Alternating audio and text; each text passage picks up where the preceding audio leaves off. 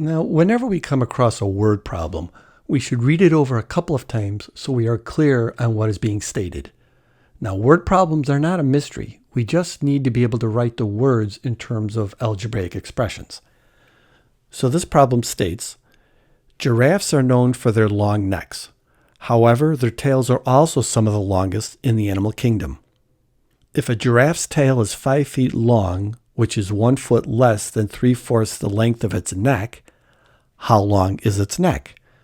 Now, we don't know the length of the giraffe's neck. That, of course, is what we're trying to determine. But we do know the length of its neck in relationship to its tail. We just have to determine what that relationship is.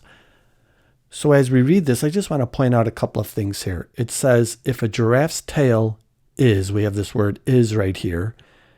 And we also have it right here, is. Symbolically, we can represent the word is with equal. That's how we represent it mathematically. So equal is a mathematical way of saying is. So what we have here, it says if a giraffe's tail is 5 feet long. So we can write that as, how about if I say t, we'll let t equal tail. Tail equals 5. The tail is 5. The tail is 5. Look at that right here. It also says that the tail is also 1 foot less than 3/4 the length of its neck.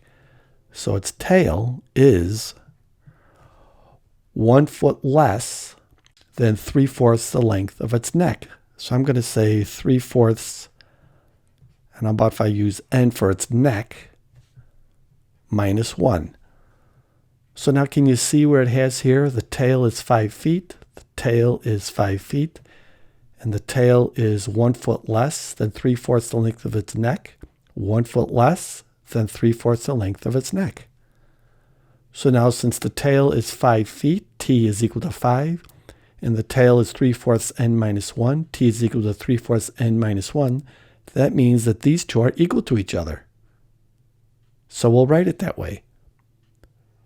5 is equal to 3/4 n minus 1. And this is our linear equation that represents this scenario.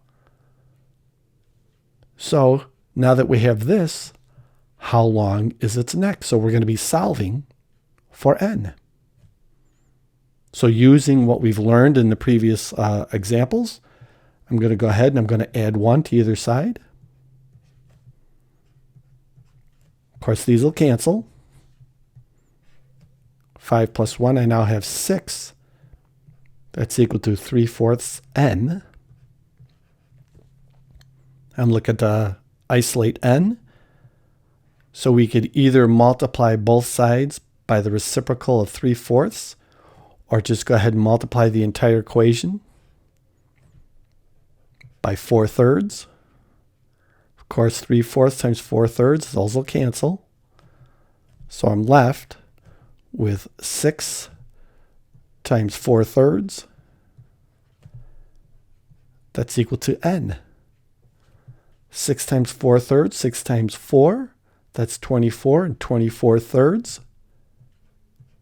is 8. So the neck must be 8 feet long. Now we can check it. If the neck is 8 feet long, then that should equal to the tail being 5 feet long.